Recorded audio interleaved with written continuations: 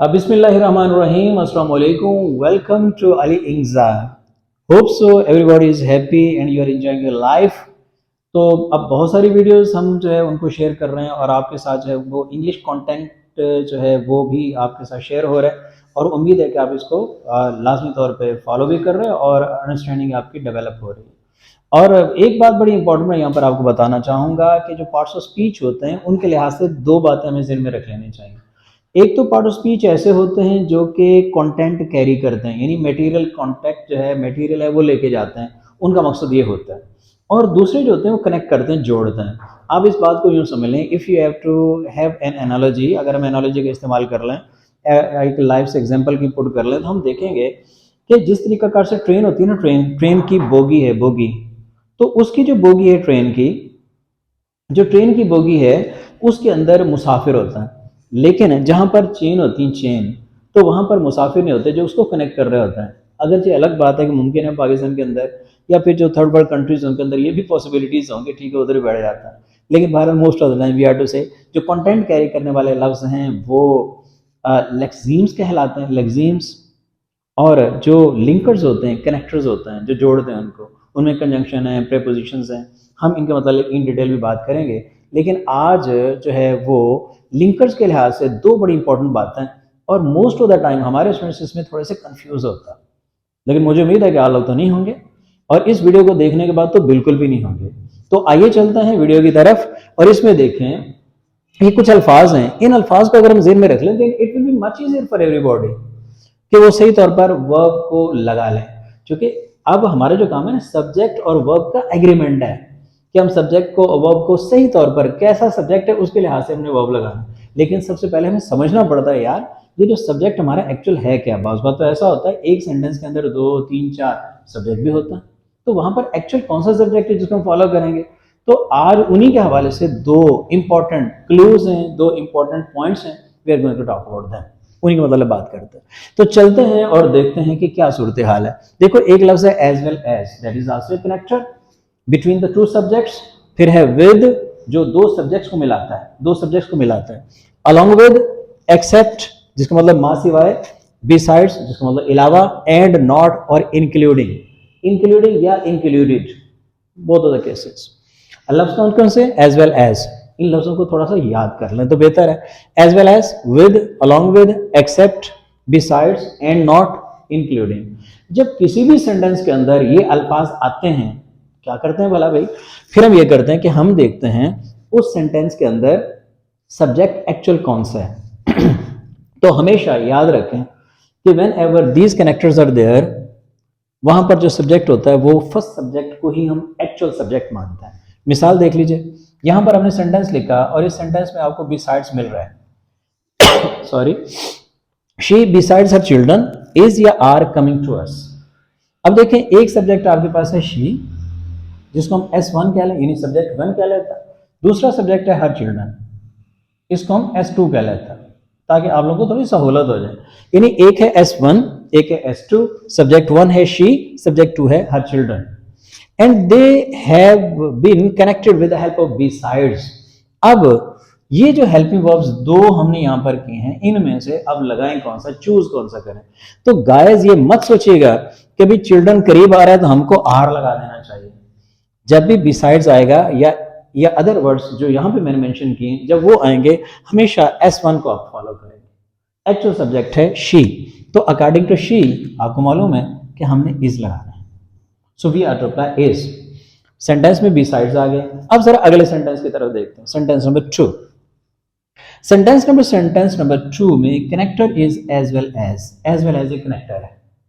अब इस कनेक्टर में अब दूसरी बात है, पहला सब्जेक्ट आपका आ गया आई, दूसरा सब्जेक्ट कौन सा होगा वाला, सेंटेंस में देखें, यस माय फ्रेंड्स। अब ये जो माय फ्रेंड्स हैं ये दूसरा सब्जेक्ट S2, ये हो गया S1, ये हो गया S2। अब हेल्पिंग वर्ब है एम, इज और आर, किसको लगाना चाहेंगे, चूज करें, जरा थोड़ा सा दिमाग लड़ाएं और फिर देखते हैं कि आपका और मेरा सेम है या डिफरेंट है कोई।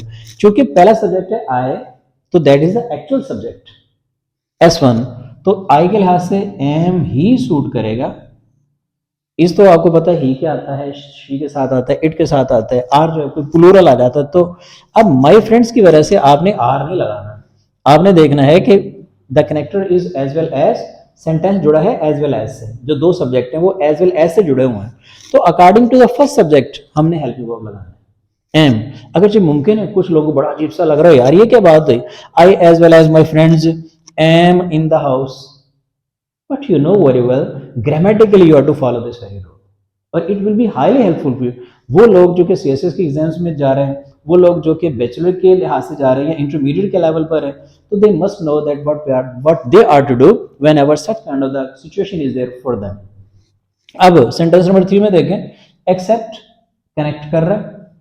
पहला सब्जेक्ट आपके पास आ गया माई फ्रेंड, दूसरा सब्जेक्ट आपके पास आ गया ऑल। अगर तुम करीब करीब देख लें, हम कहें ऑल है यार, चुप करके ना लिव लगा दो, लेकिन आप जानते हैं कि फर्स्ट सब्जेक्ट को हमने फॉलो कर, पहला सब्जेक्ट क्या है माई फ्रेंड, तो फिर माई फ्रेंड चूंकि दोस्त एक है तो लिव्स आना चाहिए। और आप लोग जानते हो कि ही आता है, शी आता है, यानी ही, शी, इट या कोई सिंगुलर नेम, ऐसा इनका मतलब सिंगुलर नेम है कोई भी, तो वहां पर आप एस या ई एस लगाते हैं वर्ब के साथ। तो इस वजह से माई फ्रेंड चूंकि सिंगुलर है, सिंगुलर सब्जेक्ट है, तो आप लिव्स इस्तेमाल करेंगे। अब क्या बात हमारी फाइनल, अगर किसी सेंटेंस में as well as, with, along with, except, besides and not, including, इनमें से कोई भी लफ्ज आता है, so we are to think that there must be two subjects, so we are to apply the helping verb और the verb according to S1 mean subject 1। Is it okay? Okay, that's good. चलें आगे बढ़ता। अब जो दूसरी बात है इसके कॉन्ट्रैरी है, इसके अपोजिट है। अगर किसी सेंटेंस में और आता है, कभी कभी ईदर और भी हम इस्तेमाल करते हैं, या नॉर आता है, नीदर नॉर आप लगाते हैं, या बट आल्सो, तो अगर किसी सेंटेंस में और आ जाए, नॉर आ जाए या बट आल्सो आ जाए, हम क्या करेंगे, हम वहां पर नियरेस्ट सब्जेक्ट को फॉलो करेंगे, जो करीब सब्जेक्ट है। देखिए ये सेंटेंस है, एग्जांपल से आपको बिल्कुल क्लैरिटी हो जाएगी। और आ गया, एक तो आपका ये है S1 और ये है आपका S2। अब यहां पर उसके अपोजिट सोचें जरा, वहां पर क्या कर रहे थे हम, S1 के मुताबिक हेल्पिंग वर्ब या वर्ब लगा रहे थे, यहां पर जो करीब है यानी सब्जेक्ट 2, तो इसके लिहाज से आपने चूज करना, तो ही और आई एम। अब यहां पर आप एम का इस्तेमाल करेंगे, उस बात को बिल्कुल यहां पर कॉन्ट्रेरी ले लेना, अपोजिट ले लेना आपने। फिर देखें, ही और आई एम एट फॉल्ट। एक इंपॉर्टेंट बात, जहां पर फॉल्ट आता है, फॉल्ट से पहले कभी दा नहीं लगाते, हम ये नहीं कहते he is at the fault, लेकिन जब लफ्ज रॉन्ग आता है ना, तो वहां पर उससे पहले दा जरूर लगाते हैं। She is in the wrong, he is in the wrong, they are in the wrong, the wrong, इसको मतलब रॉन्ग से पहले दा लगाना है, लेकिन प्रीपोजिशन वहां पर इन लगानी है। और फॉल्ट है, फॉल्ट के लिए एट लगाने, लेकिन उसके बाद कभी भी एट द फॉल्ट गलत होगा, एट फॉल्ट लगाना पड़ेगा। यानी रॉन्ग से पहले दा जरूर लगाएं और फॉल्ट से पहले कभी दा नहीं लगाना चाहिए। चलिए आगे बढ़ते हैं। ये थी कुछ additional information. Neither player nor their relatives. अब यहां पर एक बात इंपॉर्टेंट बता दूं कि this is the sentence that we are to apply because we are talking about the player, so we are to say neither player nor her relatives, और his relatives भी आप कह सकते हैं। लेकिन जनरली चूंकि मतलब आजकल एक ट्रेंड बन गया है कि जब कभी भी आपके पास कॉमन जेंडर होता है ना, प्लेयर कॉमन जेंडर है, जेंडर के मतलब की हम बातें करेंगे, तो वहां पर आमतौर पे आजकल देयर लगा रहे हैं, तो मैंने वहां पर देयर लगाया, लेकिन अब so that you may be able, क्योंकि हमारे पास कुछ चीजें ऐसी होती हैं जिनको हमें कुछ कुछ फॉलो करना पड़ता है, तो हम यहाँ पर हिज या हर लगा सकते हैं। अब neither player nor his relatives come या कम्स। अब देखिए सेंटेंस जो है वो नॉर के साथ जुड़ रहा है, एक सब्जेक्ट आपके पास है प्लेयर, एक है हिज रिलेटिव्स। अब जो रिलेटिव्स है वो करीब है, तो भाई हमको कम को इस्तेमाल करना है, कम।